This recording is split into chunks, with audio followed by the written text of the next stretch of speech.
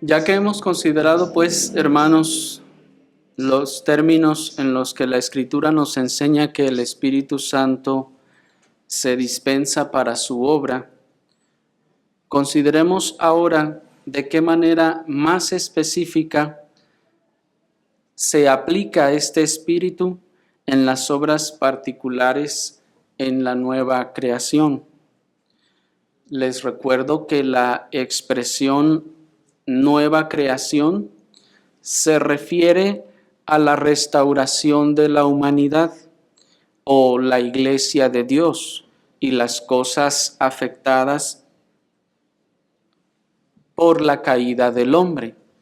Pues ya vimos la ocasión anterior lo que es la antigua creación y la nueva creación. Y en lo sucesivo nos enfocaremos en la dispensación y obra del Espíritu Santo con respecto a la nueva creación, es decir, la restauración de la humanidad o la iglesia de Dios que viene por esta obra del Espíritu Santo. Y el día de hoy nuestro tema va a ser las obras extraordinarias del Espíritu Santo. Las obras extraordinarias del Espíritu Santo. Y para ello les invito a que partamos del Evangelio de nuestro Señor Jesucristo según Lucas, en el capítulo 1, versículos 67 al 70. Lucas capítulo 1, versículo 67 al 70. Dice la palabra del Señor: Y Zacarías su padre fue lleno del Espíritu Santo y profetizó diciendo: Bendito el Señor Dios de Israel, que ha visitado y redimido a su pueblo, y nos levantó un poderoso Salvador en la casa de David su siervo, como habló por boca de sus santos profetas que fueron desde el principio hasta allí. Nuestro esquema para el día de hoy, hermanos, será primeramente considerar unas premisas generales. En segundo lugar, vamos a ver unas distinciones generales para, por último, ver una introducción a la primera obra extraordinaria del Espíritu Santo. A partir de hoy, entonces, vamos a estar considerando tanto las obras extraordinarias como las obras ordinarias, y comenzaremos con las extraordinarias. Pero antes de comenzar todo esto, es necesario que tengamos en cuenta algunas premisas generales. Para ir avanzando desde lo más extenso de este tema a lo más particular, vamos a considerar primero algunas premisas generales que nos son necesarias tener en cuenta antes de entrar a los aspectos más particulares de las obras extraordinarias. Y lo primero que debemos tener en cuenta sobre las obras del Espíritu con respecto a la nueva creación es que estas son de dos clases. Estas obras son de dos clases. Primero, las que fueron preparatorias para la nueva creación bajo el Antiguo Testamento, pues como vimos, el buen estado de la antigua creación en cuanto a vivir para Dios terminó con la entrada del pecado y la entrega de la primera promesa. Por lo tanto, todo lo que siguió, vimos a eso, por medio de la gracia, fue preparatorio para la nueva creación. Todo fue encaminado desde entonces hacia la nueva creación. Es decir, que la primera clase de obras son todas aquellas que ocurren bajo el Antiguo Testamento y posterior a la caída del hombre y que fueron preparando todas las cosas, como ya vimos, para la nueva creación. Y la segunda clase de obras del Espíritu Santo con respecto a la nueva creación son aquellas que precisamente se realizan bajo la economía de la nueva creación. Por eso dijimos, desde que comenzamos a ver la dispensación del Espíritu, hicimos una distinción de un antes y un después. Así pues, las obras del Espíritu Santo, a partir de que comenzó en ese antes y después, opera de dos formas. Una de forma preparatoria y dos, ya realizando estas obras precisamente bajo la economía de esta nueva creación. Bien, esto nos está diciendo que todas las obras que el Espíritu Santo comenzó a hacer desde la caída del hombre hasta la manifestación de la economía de la nueva creación se consideran obras preparatorias. Y aunque se consideren obras preparatorias, de todas formas son obras que se deben considerar bajo el rubro de la nueva creación. Es decir, todo está siendo encaminado hacia la nueva creación y nada se hace con otro fin ni otro propósito que no esté dirigido, encaminado, que no esté dirigiéndose hacia la manifestación de la economía de la nueva creación. Y la segunda clase de obras son las que opera ya en la economía de la nueva creación. Espero haberme explicado. Otra premisa general a tener en cuenta en este punto, hermanos, es, como nos dice el pastor y teólogo John Owen, cito: no hay nada excelente entre los hombres que no se atribuya al Espíritu de Dios. Como operador inmediato y causa eficiente de ello, ya sea que sea absolutamente extraordinario y en todo sentido por encima de la producción de los principios naturales, o que consista en la mejora eminente y particular de estos principios y habilidades. Termina la cita. Lo que el teólogo nos está diciendo es que la tercera premisa que tenemos que tener en cuenta antes de entrar en todas estas obras extraordinarias y ordinarias es que ya sea que cualquier obra que sea extraordinaria, absolutamente extraordinaria, nos dice, desde la más absolutamente extraordinaria hasta aquella que pueda considerarse ordinaria, pero que consista en la mejora eminente de los principios o habilidades naturales, todas son atribuidas o se le deben atribuir al Espíritu Santo. Esto va a ir haciendo un poco más sentido a medida que vayamos caminando, pero tengan esto en cuenta. No existe obra, ni ordinaria ni extraordinaria, que no sea operada completamente por el Espíritu Santo.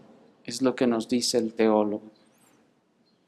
El pastor y teólogo puritano nos informa pues que ninguna virtud, don, carisma, capacidad u obra que haya habido, haya o habrá en los hombres proviene de otra fuente que no sea el Espíritu Santo. Ninguna obra, ninguna virtud, ningún don, ningún carisma, ninguna capacidad que haya habido que haya ahora o que habrá en los hombres proviene de otra fuente que no sea el Espíritu Santo. Este principio es muy importante y debe regir, hermanos, nuestro pensamiento de aquí en adelante. Todo esto proviene del Espíritu Santo. De hecho, sin la obra u operación del Espíritu Santo, todos los seres humanos somos igualmente ordinarios. Sin la obra u operación del Espíritu Santo, todos los seres humanos somos igualmente ordinarios. Y en este sentido, hermanos, esta realidad nos está confirmando que si el Espíritu Santo no estuviera operando en unas capacidades mayores y en otros otras, si no fuera por el Espíritu Santo, todos seríamos exactamente iguales en, diríamos capacidad, ¿verdad? Pero en realidad sería en incapacidad. Seríamos como todos salidos de producción en serie con exactamente las mismas incapacidades. Es decir, que es algo muy común que hoy en día el mundo se alza el cuello, se para el cuello y presume que es abogado en esto, que es licenciado en lo otro, que estudió aquello o que hizo esto o lo otro. Lo que el teólogo nos está diciendo es que la realidad es que todos tenemos exactamente la misma incapacidad. Y que si esa persona logró entender más y por lo tanto estudiar más, fue por el Espíritu Santo, no por él. ¿Me explico? Y nos lo va a ir demostrando la Escritura a lo largo de esta consideración de las obras tanto extraordinarias como de las obras ordinarias. Es decir, que todos salimos, válgame la expresión y espero no les ofenda, pero es como decir, todos salimos igual de burros, en realidad. Todos salimos igual de burros. Si uno llegó un poquito más alto, es porque el Espíritu Santo operó en esa persona eso que le hizo sobresalir. Eso es lo que nos está diciendo aquí. De hecho, también entonces, sin la obra y sin la operación del Espíritu Santo, todos seríamos y somos igualmente incapaces.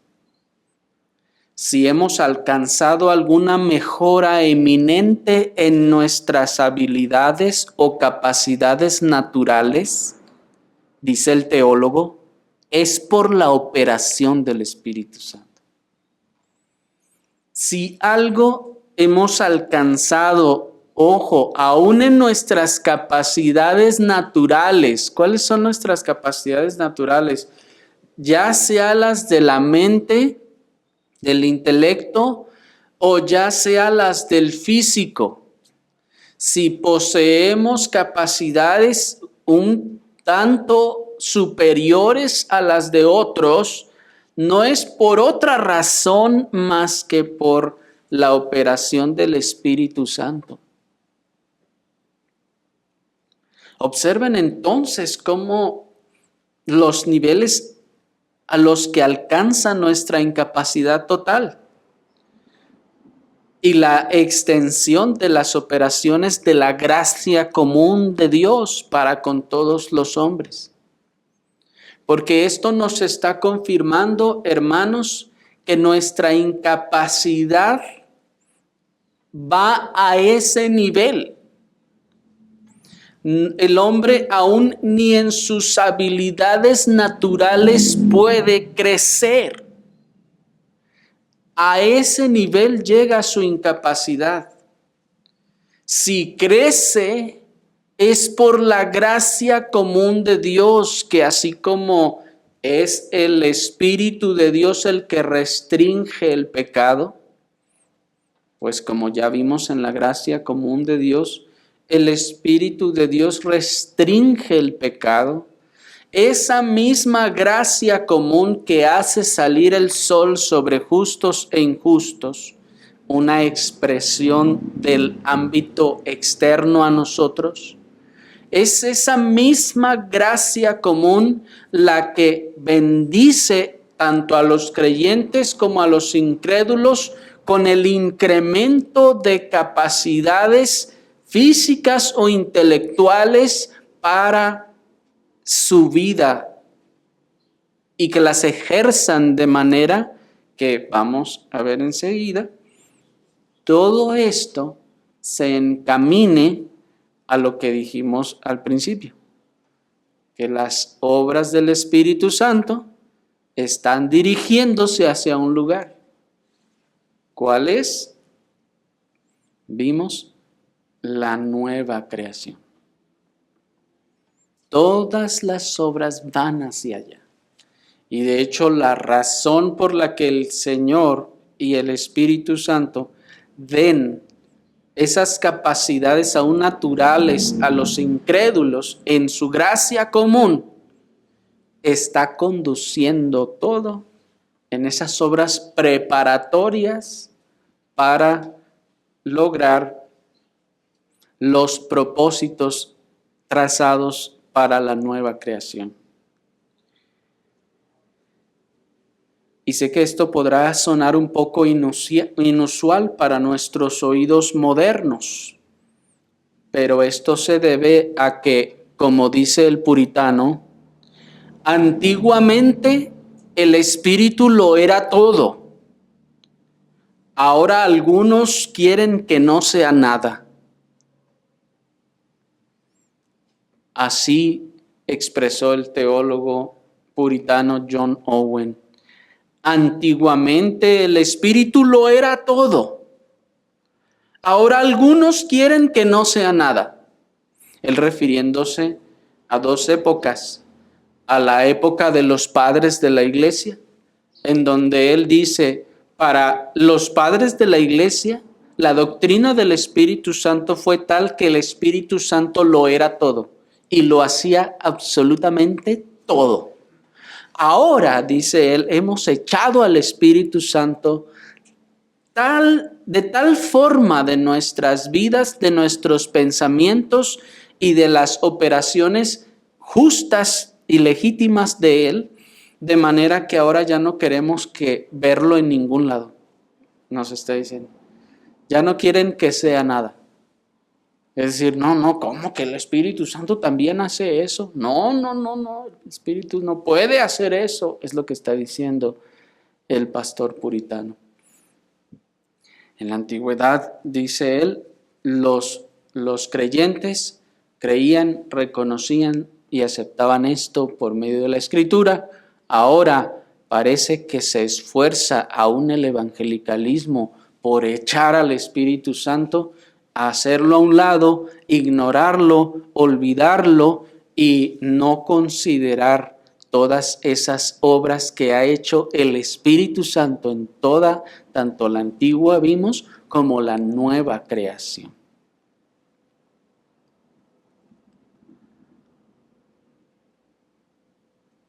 Y eso era hace 4 siglos cuando el puritano dijo estas cosas, hermanos. Hace 4 siglos, imaginen lo que diría este mismo teólogo ahora.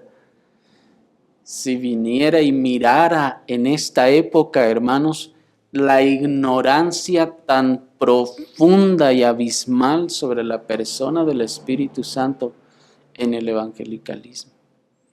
Y la tergiversación sobre la persona y obra del Espíritu Santo en el evangelicalismo, puesto que hoy en día, hermanos, en el evangelicalismo el Espíritu Santo solo existe para hacer a esas personas dizque hablar lenguas y dizque dar saltos y maromas, y para ellos eso es para lo único que está y sirve y existe y hace.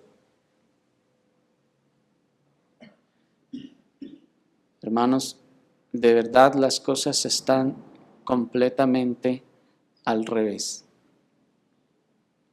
La última premisa a considerar bajo este encabezado es que, cito nuevamente al teólogo pastor puritano John Owen, todo lo que el Espíritu Santo obró de manera eminente bajo el Antiguo Testamento está relacionado con nuestro Señor Jesucristo y el Evangelio en general y en su mayor parte, si no absolutamente y siempre.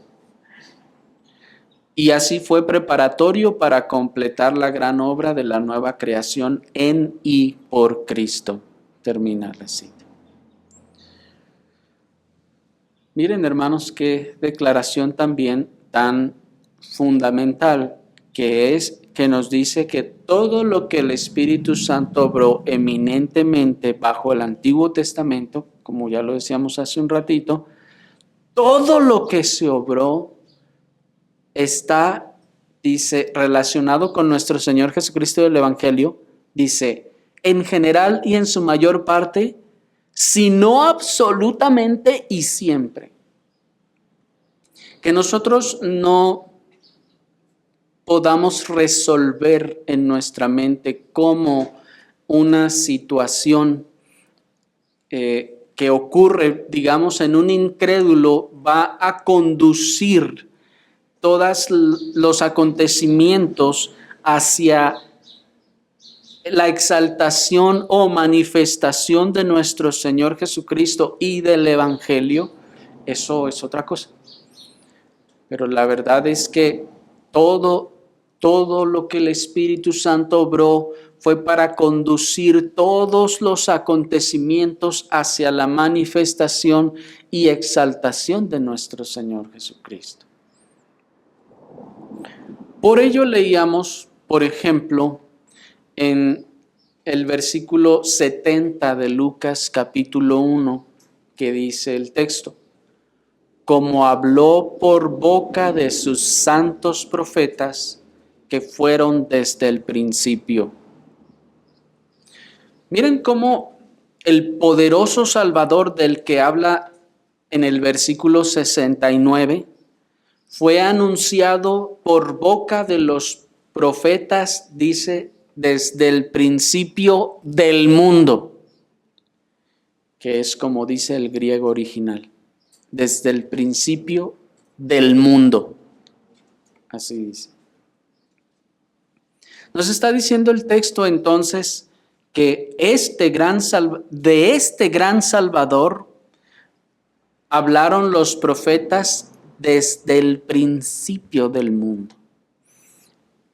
Esto nos está diciendo muchas cosas, y la primera y más básica es que desde el principio del mundo hubo profetas y profecía. De manera que todas las operaciones preparatorias del Espíritu Santo en el Antiguo Testamento, volvemos a decirlo, están encaminadas hacia la plena manifestación de nuestro Señor Jesucristo y el Evangelio, si no totalmente, al menos en gran medida. Nuestro texto nos comprueba esta verdad con respecto a las operaciones del Espíritu Santo de manera extraordinaria. Aunque también veremos luego que lo mismo ocurre también con las operaciones ordinarias. Sin embargo, por ahora nos enfocaremos a considerar cómo es que todas estas operaciones extraordinarias estaban caminando y conduciéndose hacia la exaltación de nuestro Señor Jesucristo y el Evangelio. Pero, ¿a qué nos referimos con las obras u operaciones ordinarias u extraordinarias del Espíritu Santo? Para responder a esa pregunta pasamos a nuestro segundo encabezado, que son precisamente las distinciones generales de la obra del Espíritu Santo. Las obras u operaciones del Espíritu Santo, hermanos, en la nueva creación pueden clasificarse en dos clases. La primera, como hemos venido diciendo, las obras extraordinarias. Estas obras extraordinarias u operaciones extraordinarias son aquellas en las que aquellos que son capacitados con ellas excedían todo el alcance de las capacidades de su naturaleza, por mejoradas o avanzadas que fueran. Es decir, cuando hablamos de una obra u operación extraordinaria, estamos hablando de aquella que no habría podido lograrse de ninguna manera por las capacidades humanas, ni aun que estas capacidades humanas hubieran sido aumentadas o mejoradas. No habría sido posible hacer eso. Entonces viene a distinguirse que hay una operación extraordinaria. Un ejemplo de esto sería, por ejemplo, la fuerza de Sansón. La Escritura nos dice que entre las cosas que hace Sansón, además de pelear con aquel león, matarlo y de matar a aquellos 1000 hombres con ese pedazo de hueso del burro, al final de su vida es puesto entre un par de columnas y él logra con esa fuerza mover o destruir esas columnas, cosa, hermanos, que humanamente es imposible. ¿Por qué es humanamente imposible? Porque veamos tan solo las leyes de la física, hermanos. Cuando vamos digamos, tiene usted una piedra así de 1 metro de alto y de 1 metro de diámetro, y usted agarra el palo de la escoba para hacer palanca y moverla, ¿qué le va a pasar al palo de la escoba? Se va a romper, ¿no es así? Es obvio para nosotros ya eso. Pues eso hubiera pasado con los huesos de Sansón, ¿saben? Si él hubiera con su propia fuerza empujado las columnas, lo primero que debió pasar es que sus huesos se debían romper. Porque el peso de esas columnas es imposible que un ser humano las pueda mover. Así de imposible como que ustedes con el palillo de dientes puedan mover una roca de 10 toneladas, ¿qué va a pasar con el palillo? Se va a romper. Así de imposible era que Sansón hubiera podido hacer eso. ¿Qué es lo que encontramos allí? Una obra extraordinaria. Que por más fortalecidos que hubieran estado sus huesos, por más fuerza natural que hubiese tenido, eso no es posible. No es naturalmente posible. La segunda clasificación de las obras del Espíritu Santo son las obras ordinarias. Estas obras u operaciones ordinarias son aquellas que consisten en la mejora y aumento de las habilidades naturales para afrontar las situaciones de la vida o para su uso incluso en la iglesia. Se llaman ordinarias porque noten ustedes que ahora están dentro de las digámoslo así, de las capacidades humanas naturales. Las obras se llaman ordinarias porque son aquellas, les repito, que consisten en la mejora de las habilidades que ya son naturales. El ser humano tiene la habilidad, Dios le dio la habilidad para caminar. Todos tenemos esa habilidad de caminar, ¿no es así? Pero ¿cuántos de ustedes pueden correr un maratón? Pues yo creo que muy pocos de los,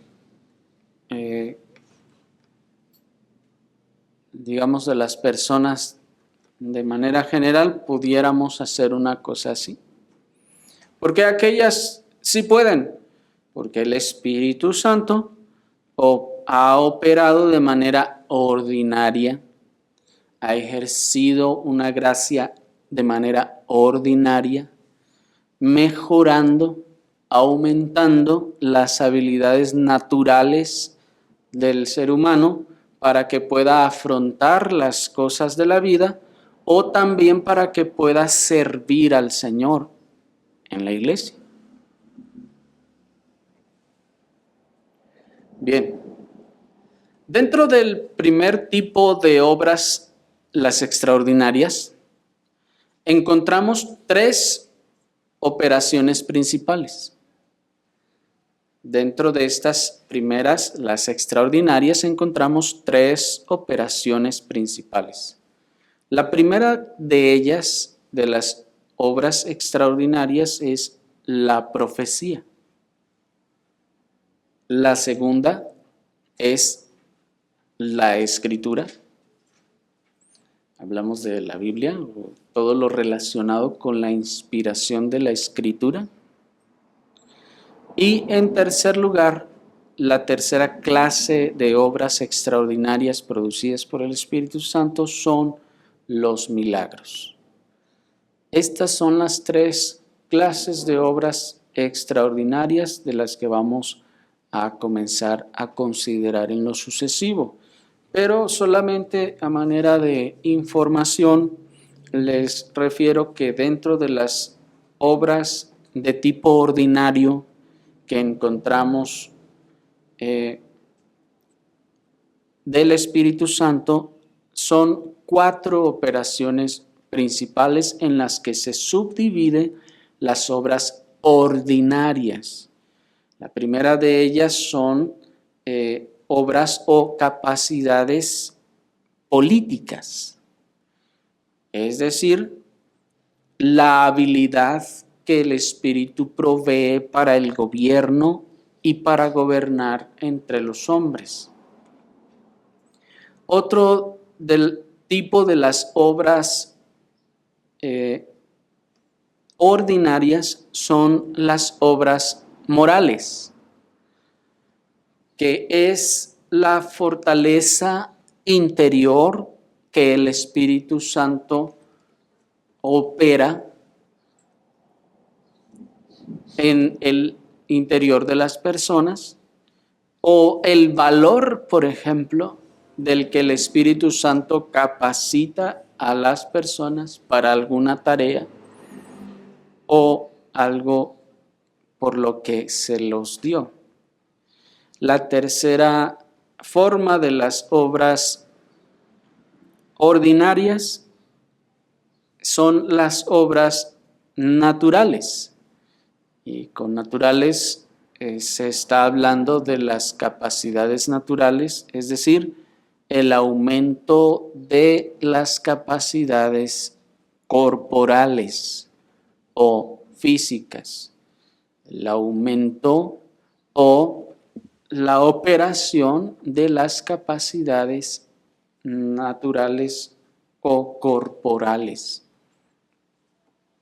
Y por último, la cuarta clase de obras ordinarias son los dones intelectuales.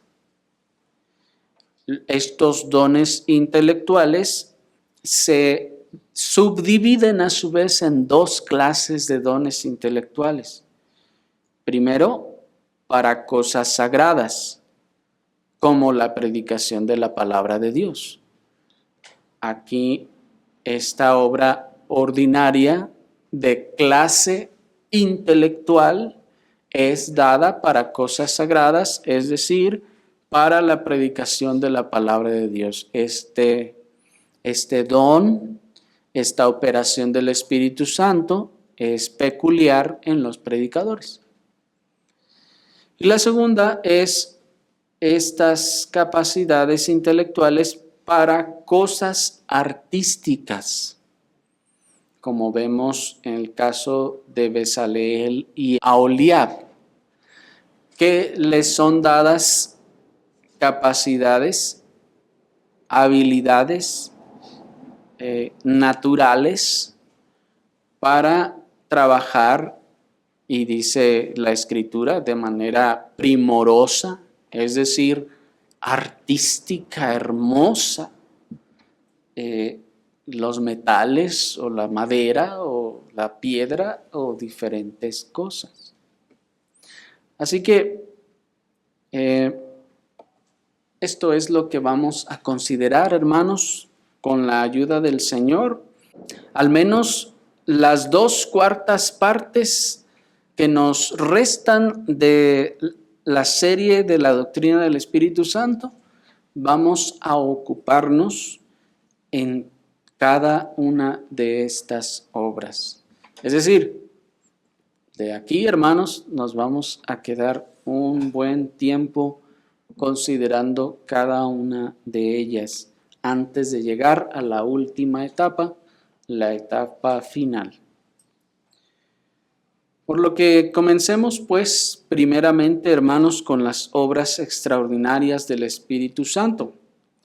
Y dentro de esas obras extraordinarias, consideremos la primera de ellas, que ya lo mencionamos, es la de la profecía. Y así entonces pasemos a nuestro tercer y último encabezado, que es una introducción a la primera obra extraordinaria, que es la de la profecía. Y decimos una introducción porque vamos a considerar, hermanos, toda esta obra extraordinaria de la profecía con cierto detenimiento para poder observar al Espíritu Santo cómo está operando en esta obra de la profecía. Nos dice el pastor puritano John Owen, cito nuevamente: el primer don y obra eminentes del Espíritu Santo bajo el Antiguo Testamento y que tenía relación más directa e inmediata con Jesucristo era la profecía. Pues el fin principal y más preponderante de esta en la iglesia era presagiarle a Él y sus sufrimientos y la gloria que sobrevendría, o designar aquellas cosas que debían observarse en el culto divino que pudieran ser tipos y representaciones de Él. Pues el mayor privilegio de la iglesia de antaño no era sino oír las nuevas de esas mismas cosas que nosotros disfrutamos en la actualidad. Termina la cita. Dice el teólogo que la primera, hermanos, la primera obra o el primer don eminente, extraordinario del Espíritu Santo bajo el Antiguo Testamento y que tiene relación más directa con Cristo es la profecía. La primera obra que el Espíritu Santo operó extraordinariamente fue la profecía. Y esto lo encontramos comprobado en Lucas 1, 69 y 70, como leímos. Si lo tienen todavía allí, dice el texto: y nos levantó un poderoso Salvador en la casa de David su siervo. ¿De quién está hablando? De Cristo nuestro Señor, como habló por boca de sus santos profetas que fueron desde el principio. Está allí. Como les decía, el texto original nos refiere que estos santos profetas comenzaron a anunciar la venida de Cristo el Salvador desde el principio del mundo.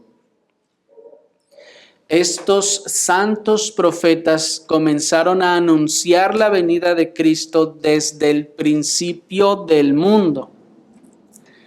De hecho, literalmente, hermanos, es algo que desconozco por qué Reina Valera omitió, pero en el griego original existe la palabra mundo, principio del mundo, dice literalmente. Y por eso las otras versiones en otros idiomas sí traducen principio del mundo. Es nuestra versión castellana la única que no contiene la palabra mundo. Sin embargo, lo que está tratando de señalarnos es que desde el principio del mundo, se estará diciendo desde que el Señor estaba creando a Adán, ahí a ese principio se refiere. No, ya vimos la distinción desde que Adán cayó. Desde que Adán cayó, vimos, por eso decíamos, y por eso les decía hace un rato la importancia de entender esto. A partir de allí es que comienzan las operaciones de la gracia de Dios para llevarnos hasta Cristo, a la restauración de todas las cosas en Cristo. Y la primera obra que hizo Dios para llevarnos allá fue precisamente dar el don de profecía. La primera promesa del advenimiento mesiánico fue dada por Dios, de hecho, en Génesis 3:15. Y en ese sentido, el primer profeta fue Cristo nuestro Señor.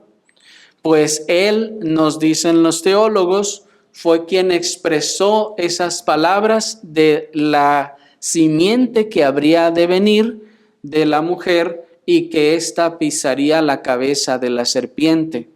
Se asignan estas palabras a Cristo el Señor como el primer profeta y el mayor, o como vimos ya hace tiempo, el verdadero profeta. Sin embargo, toda la explicación, confirmación y declaración de esta promesa fue llevada a cabo por el don de profecía. Pues el Señor, miren, estableció la promesa, mas ¿cuántos de ustedes la entendieron en los lugares de donde el Señor les sacó? No teníamos ni idea de qué significaba eso. Es hasta que se manifiesta el don de profecía que esta promesa dada en profecía adquiere tanto la declaración de su significado como la explicación del tiempo y la forma en la que esto ocurriría.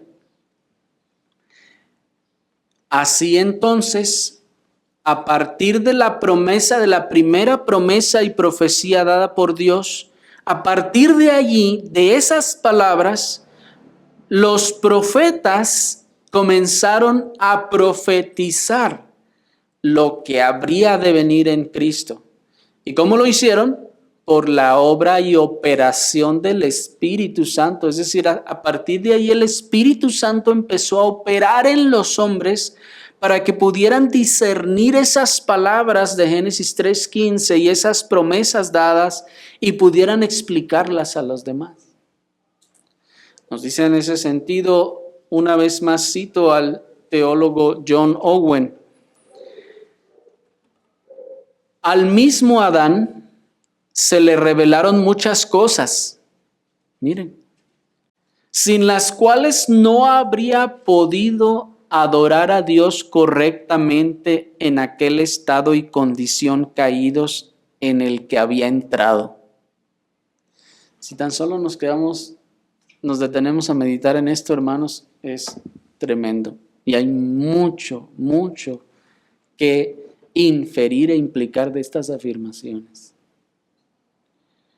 Pero el tiempo no está a nuestro favor y seguimos citando. Dice: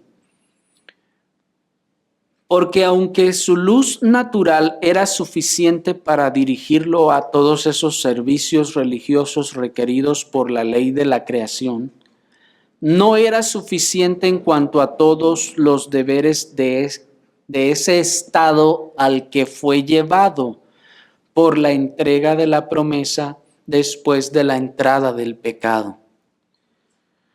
Así fue guiado a observar esas ordenanzas de adoración que eran necesarias para él y aceptadas por Dios, como eran los sacrificios. La profecía de Enoc no solo se recuerda, sino que se rememora y se registra en Judas 14 y 15.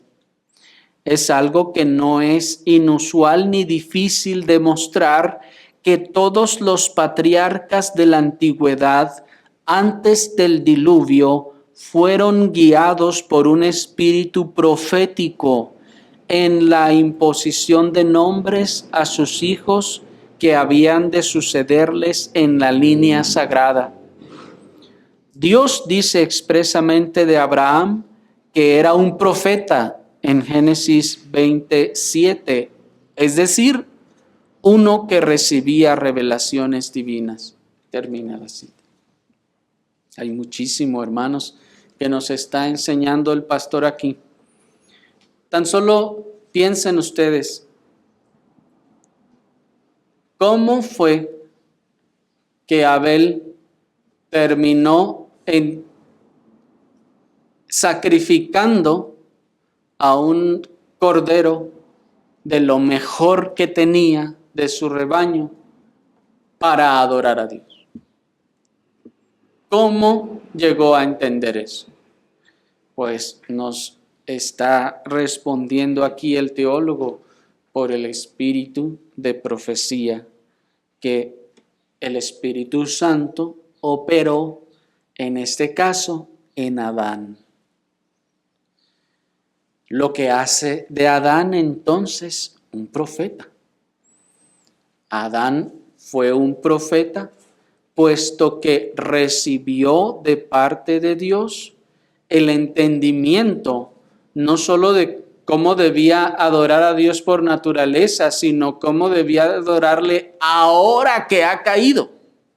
Pues hay una diferencia en estas dos cosas, porque nos dice el teólogo, la creación sí, la Escritura nos dice que la creación nos va a llevar a reconocer que debemos adorar a Dios, pero no nos lleva a reconocer que debemos adorarle en nuestro, o de qué forma, ahora en nuestro estado caído.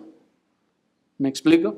La creación está señalando a Dios en la misma forma en la que fue diseñada desde el principio cuando el hombre no había caído. Sin embargo, esta creación no nos dice cómo se debe adorar a Dios ahora que hemos caído. ¿Cómo lo descubrió Adán? El Espíritu Santo. Tuvo que haber venido, tuvo que haberle revelado su condición y su necesidad. Así como también que los sacrificios serían la forma de su tiempo para que él adorara a Dios.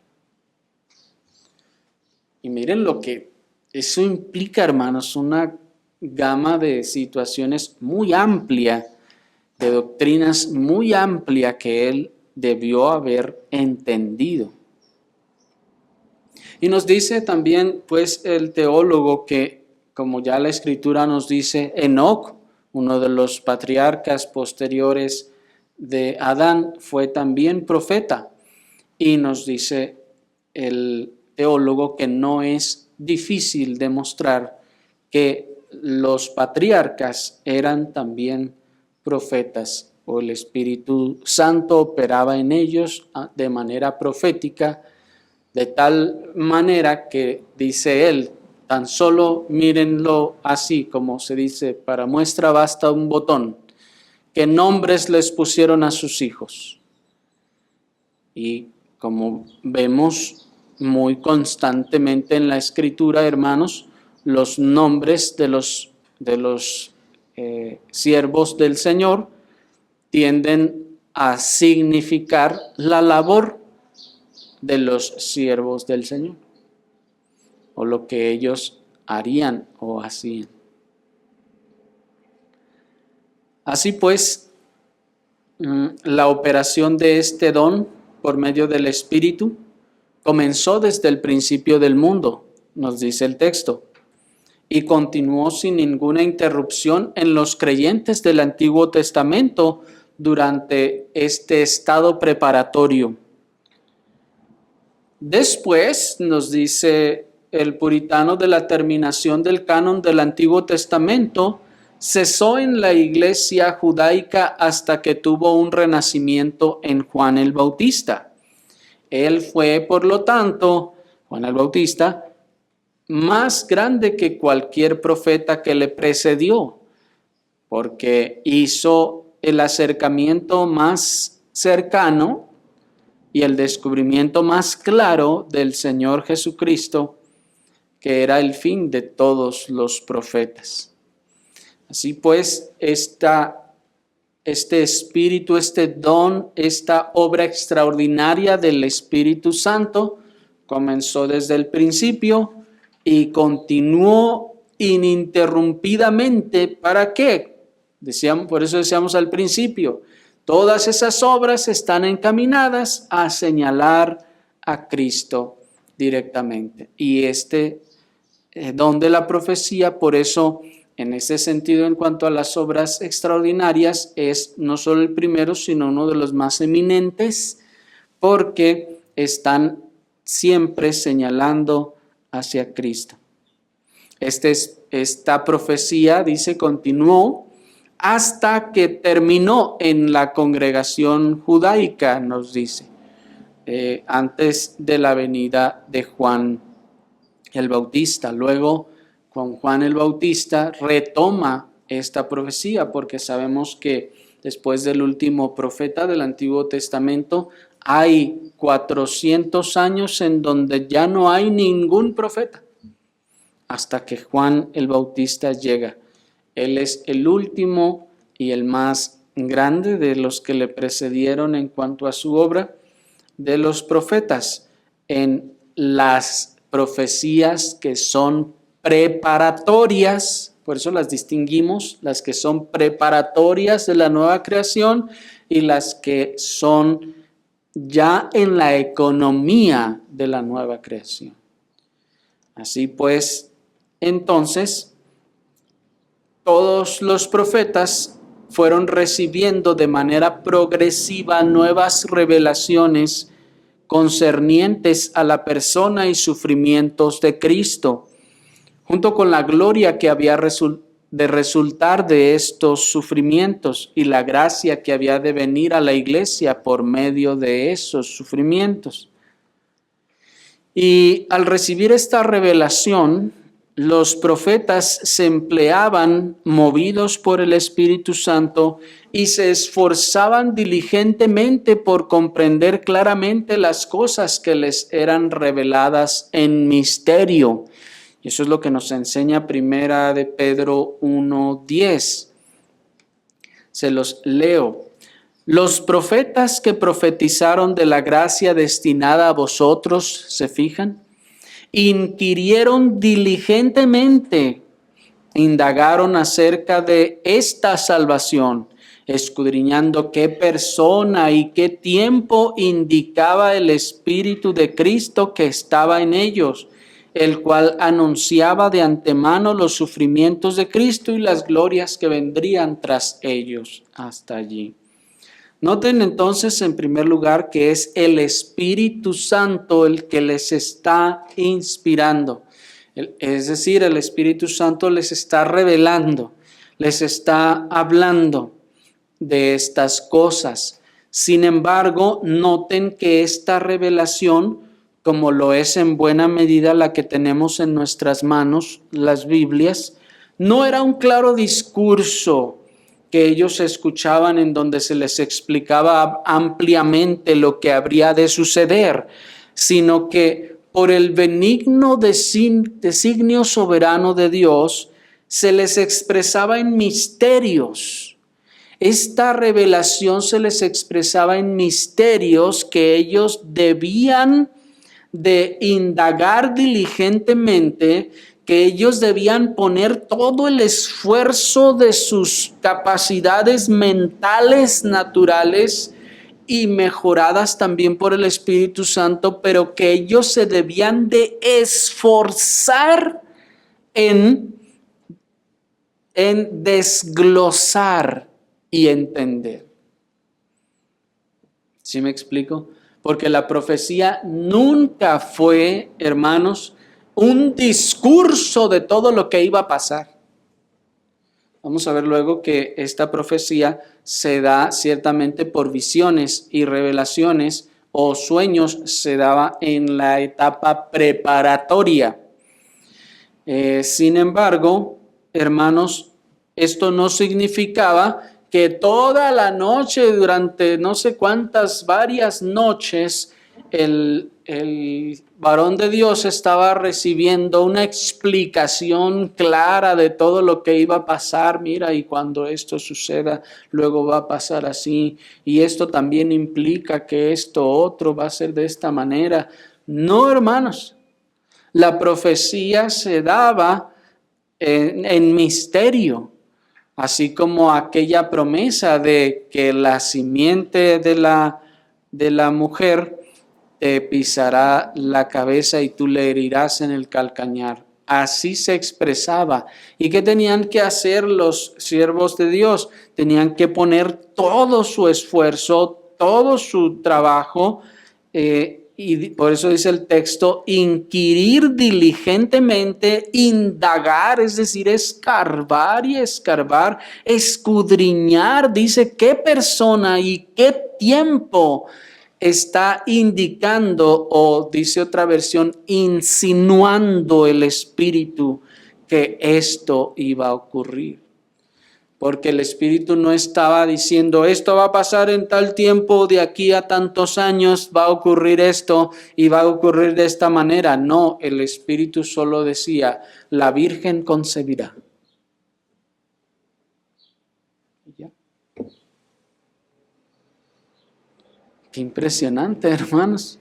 Porque a partir de allí es que entonces los profetas tenían que indagar y poner toda diligencia y con todo su empeño, todo el esfuerzo mental de estar, si es posible, horas y horas estudiando, meditando y orando, escudriñando, indagando diligentemente hasta poder entender al punto que ellos llegaron a entender que ese Mesías habría de nacer en Belén y que habría de nacer en tal época y en tal circunstancia del pueblo. Eso es lo que se refiere cuando dice el texto la persona y el tiempo. Porque noten que desde Génesis 3:15 se dice que la simiente de la mujer, se nos habla de persona y luego dice que le pisará la cabeza y ella le herirá en el calcañar. Ahí se habla de persona y de tiempo, pero no nos dice ni quién es la persona ni cuándo es ese tiempo, ni siquiera el orden, por ejemplo.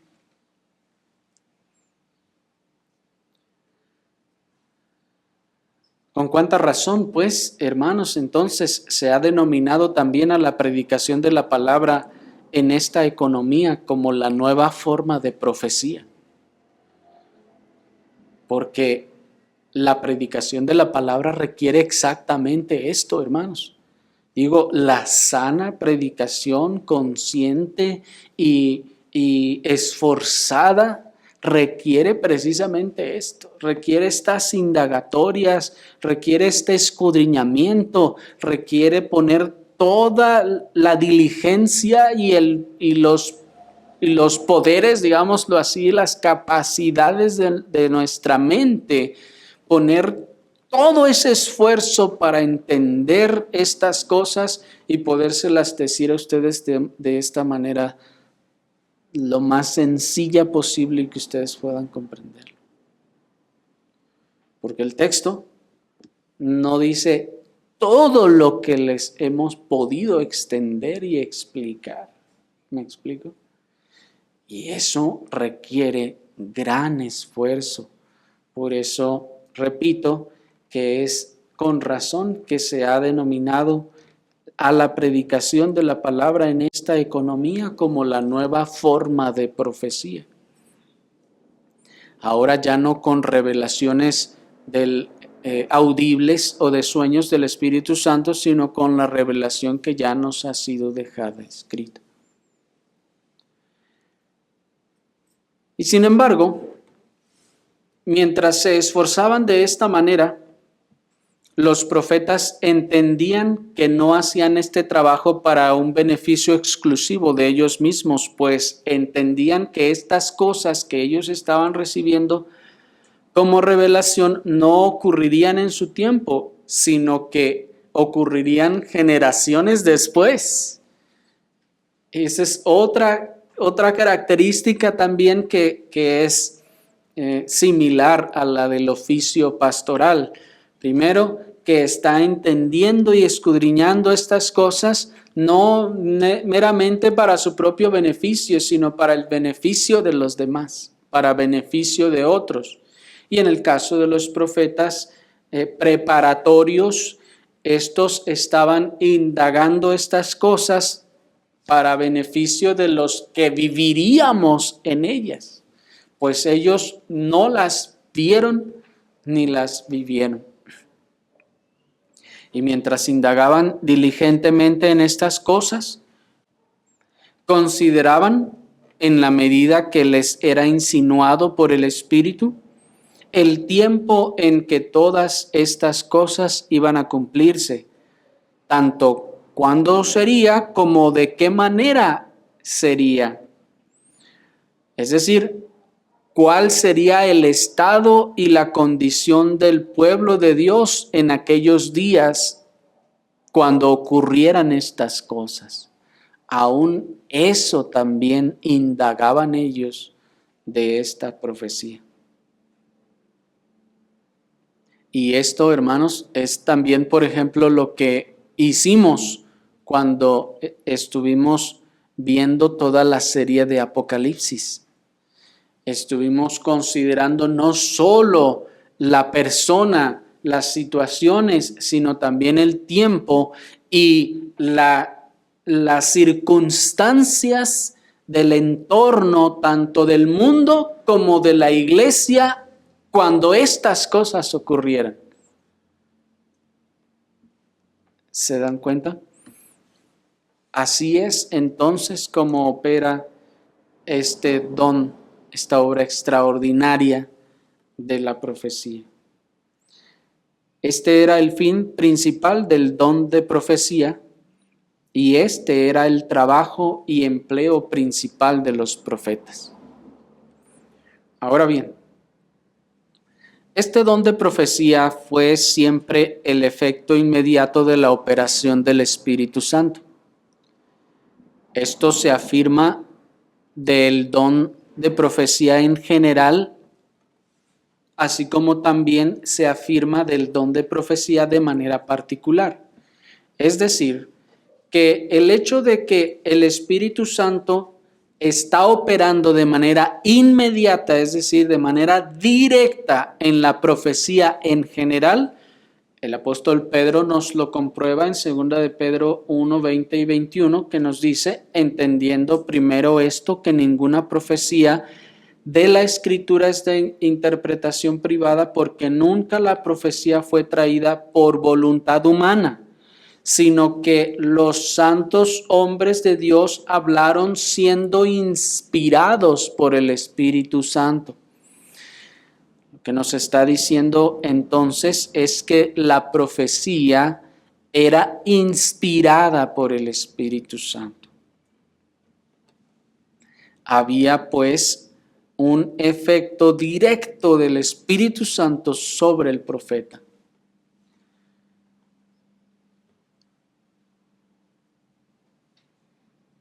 De manera pues que el Espíritu Santo actuaba sobre las mentes de los hombres santos, moviéndolas, guiándolas, capacitándolas para la comprensión y la interpretación de estas revelaciones que les eran dadas. Y el Señor les capacitaba a ellos. Seguramente si yo hubiera agarrado la misma profecía que se les dio a ellos, yo me hubiera quedado en ceros, como decimos. No habría podido entender en absoluto lo que ahí se está diciendo, como ciertamente ocurrió muchas veces que los profetas proferían la revelación de Dios, porque recuerden que aquella revelación de que la Virgen concebirá se le da a un rey y el rey se queda. ¿Y por qué? Porque el Espíritu capacita la mente de los profetas, moviéndolas y guiándolas para la comprensión y la interpretación de las revelaciones que les fueron dadas. El Espíritu Santo, por tanto, fue la única fuente y causa de toda verdadera profecía divina que alguna vez haya sido dada u otorgada para el hombre o para la iglesia. Siempre, siempre fue el Espíritu Santo. Y ahí, así es, vamos a ver luego, así es como se distinguía al falso profeta del verdadero profeta, la fuente, primeramente, la fuente de la revelación. En cuanto al don en particular, se menciona con frecuencia la venida del Espíritu Santo sobre los profetas que les capacitaba para su trabajo. Por ejemplo, el profeta Miqueas declara de sí mismo y se pone como ejemplo de esto y nos dice: mas yo estoy lleno de poder del Espíritu del Señor y de juicio y de fuerza para denunciar a Jacob su rebelión y a Israel su pecado. Nos dice Miqueas 3:8. Y esto es impresionante, hermanos, porque muchos podríamos pensar, mira qué profeta tan creído, no sé, qué profeta tan alardeador, que mira, está diciendo, estoy lleno de poder. No, él lo que está haciendo es que está declarando, no para ensalzamiento suyo, sino para enseñanza nuestra, que el profeta está lleno del poder del Espíritu del Señor, de juicio y de fuerza. ¿Para qué? Para denunciar a Jacob su rebelión. ¿Qué es eso? Es profecía. Para denunciar el pecado en que se ha revelado el pueblo de Dios. El Señor entonces capacita al profeta, le da entendimiento de esas cosas, entendimiento que no puede ver el pueblo. Jacob, el pueblo, no puede darse cuenta, él está pecando y está viviendo en eso y le parece que está bien. El único en este momento que lo ve entonces es aquel a quien le es revelado por la revelación de Dios. Este profeta entonces recibe revelación de Dios que le está diciendo: eso que está haciendo el pueblo está mal. Ve y díselos. ¿Y qué hace el profeta?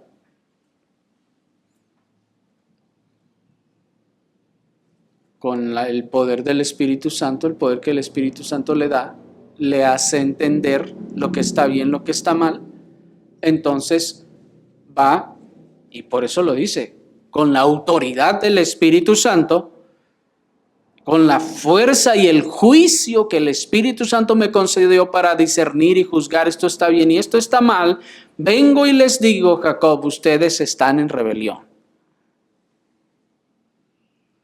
Y miren la semejanza, ¿verdad? Con el oficio del pastorado en estos días, en esta economía. Se fijan, tiene una semejanza, un paralelo completamente claro, con la única diferencia que ahora las revelaciones no son otra vez de manera directa por parte del Espíritu Santo, es decir, con una voz que está hablando, sino con lo que ya ha quedado escrito en esta revelación que tenemos aquí, que es la Escritura. La Escritura entonces es nuestra revelación profética, por eso dice el apóstol Pedro, tenemos la palabra profética más permanente, a la cual hacemos bien de estar atentos como una antorcha que alumbra en lugar oscuro. ¿Para qué? Para que la oscuridad de nuestros corazones se desvanezca. Hay oscuridad en nuestros corazones, el Señor lo revela a su profeta y el profeta tiene que venir a decirlo, a pesar de que eso le cueste la estima del pueblo. Esa es su labor, a eso fue enviado. Toda su capacidad para desempeñar el oficio profético al que habían sido llamados provenía únicamente del Espíritu Santo. Y en cualquier lugar donde la Escritura dice que Dios habló por medio de los profetas, o que la palabra de Dios vino a ellos, o que Dios les habló, siempre se refiere a que esta obra fue inmediata del Espíritu Santo. Es decir, que siempre que se dice que el profeta profetizó de parte de Dios, es que habló el Espíritu Santo. Es por eso que el profeta David dijo en segundo libro de Samuel 23:2, el Espíritu del Señor ha hablado por mí y su palabra ha estado en mi lengua. El Espíritu Santo hablaba por medio de los profetas, pero como hemos visto, no a manera de títeres, sino a través de su mensaje. Está diciendo que este mensaje viene directamente del Espíritu Santo. Y observen la interposición que hace el apóstol Pablo citando las palabras del profeta y rey David. Dice en Hebreos 3:7, por lo cual dice el Espíritu Santo, dice así, por lo cual dice el Espíritu Santo, si oyereis hoy su voz. Pero nosotros vamos a leer el Salmo y es el profeta David quien dijo estas cosas. Pero miren al apóstol que dice, fue el Espíritu el que dijo. Y algunos dirán, no fue el Espíritu, fue el profeta. No, dice el apóstol, él no estaba actuando ni hablando por su propia cuenta, ni por sus propios pensamientos, ni por sus propias palabras. Eso es lo que hace el falso profeta. El falso profeta sí habla por sus propios pensamientos, el falso profeta sí habla de sus propias palabras, de su propia imaginación, de su corazón, dice el texto. Pero el profeta de Dios va a hablar lo que dice la Escritura. Por eso dice el apóstol, es el Espíritu Santo el que nos está hablando. Por lo que al atribuir estas palabras directamente al Espíritu Santo se nos deja clara la completa autoría de las profecías y la operación del Espíritu Santo en los profetas, hermanos. Dice el puritano, Él les habló a ellos o en ellos por sus santas inspiraciones y habló por ellos en su eficaz guía infalible de ellos, para que pronunciaran, declararan y escribieran lo que recibieron de él sin error ni variación. Termina esa cita. Ahora bien, esta profecía, en cuanto a su ejercicio, se considera de dos maneras. Y con esto vamos a concluir. Este ejercicio de la profecía se considera de dos maneras, o se ejerce de dos maneras. Primeramente, se ejerce por medio de la predicción o presagio de las cosas por venir. En este ejercicio, la profecía es una predicción divina de cosas futuras que procede de la revelación divina. Hay dos ejercicios de profecía, pues, y la primera de ellas sí es vaticinar, anunciar lo que ha de ocurrir en el futuro. Sin embargo, el término hebreo nabá, de donde viene la palabra profecía, es del mismo término de donde se deriva la palabra nabí, que significa profeta. Y aunque es comúnmente utilizado para expresar el ejercicio predictivo, este término hebreo no se limita al ejercicio predictivo, sino que también expresa un segundo ejercicio de la profecía, y es el ejercicio de interpretar y declarar la mente o las palabras de otro. El segundo ejercicio de la profecía entonces es interpretar y declarar la mente o las palabras de otro. Y esta es la razón por la que les decía que la predicación en el Nuevo Testamento se considera como la nueva profecía, porque su oficio es interpretar y declarar la mente o las palabras de otro. Así pues, el término hebreo para profecía no significa más que hablar, es decir, interpretar o declarar la mente o las palabras de otro. Así, Dios dice a Moisés que lo constituiría en Dios para Faraón en Éxodo 7:1, es decir, uno que estaría ante él en lugar de Dios, y que Aarón sería como el profeta. Aarón, su hermano, dice Éxodo 7:1, será su profeta. Es decir, uno que interpreta el significado y declara las palabras de Faraón. Y esto ocurrió porque recuerden ustedes que Moisés, cuando está hablando con Dios en su llamamiento, le dice, es que yo ¿cómo voy a hablar?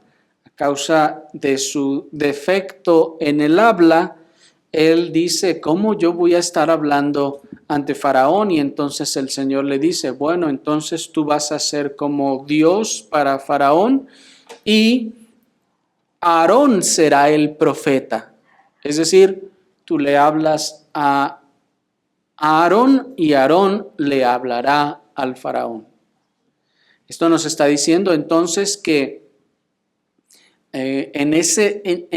miren qué providencial, en ese defecto en el habla de Moisés, que hacía que no fuera claramente entendido por todos, entonces existe esa metáfora o se genera la metáfora del profeta. Aarón tiene que venir, escuchar a Moisés, porque los demás no le van a entender bien, y Aarón lo escucha, lo interpreta, y entonces va y le dice a Faraón, dijo esto. ¿Me explico? Ese es el profeta, el que oye esas palabras, las entiende, las interpreta y las declara a los demás. Así que los profetas son los intérpretes, los declaradores de la palabra, voluntad, mente y los oráculos de Dios a otros, como nos dice Job 33:23. Esta es la razón por la que a los que exponían la Escritura a la iglesia bajo el Nuevo Testamento se les llamaba profetas, y su oficio era la profecía, según Romanos 12:6 y 1 Corintios 14:31 y 32. En estos dos textos, el profeta no es el que está vaticinando el futuro, sino el que está predicando la palabra de Dios. Y bajo el Antiguo Testamento, aquellos que celebran las alabanzas de Dios con cantos en el templo, según la instrucción de David, se dice que profetizaban al hacer esto. En primer libro de las Crónicas 25:2.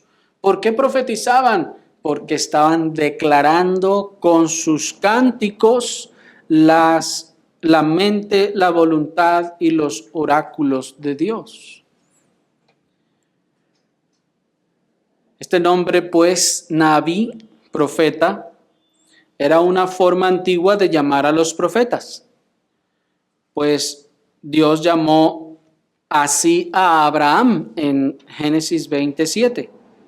No obstante, después se comenzó a llamar a los profetas videntes, debido a sus visiones divinas, según Números 12:6-8. Y siendo esta la forma ordinaria en que Dios se revelaba a sí mismo por sueños y por visiones, los profetas en aquellos días, incluso desde la muerte de Moisés en adelante, comenzaron a ser llamados videntes, lo cual continuó su uso o el uso de este nombre hasta los días del profeta Samuel. En 1 Samuel 9:9 encontramos estas cosas. Hay entonces una época en donde son llamados videntes. Y los expertos nos dicen que el verbo nabá, profetizar, se usa en realidad más frecuentemente en conjugación pasiva, porque denota recibir de Dios por vía de revelación, lo que se habla a otros por vía de profecía. Y como un don extraordinario del Espíritu Santo, la profecía no debe limitarse a la noción estricta de la predicción y vaticinio, pues, ni debe tampoco, por otra parte, extenderse a toda declaración verdadera de la mente de Dios, sino solo a lo que se obtiene por revelación inmediata. Es decir, que ¿por qué ahora los predicadores no se llaman profetas? Porque no cumplen este requisito, que la revelación hacia ellos no es inmediata, no es directa de parte de Dios. Ese es el requisito central del profeta en toda la etapa preparatoria. Oremos, hermanos, al Señor.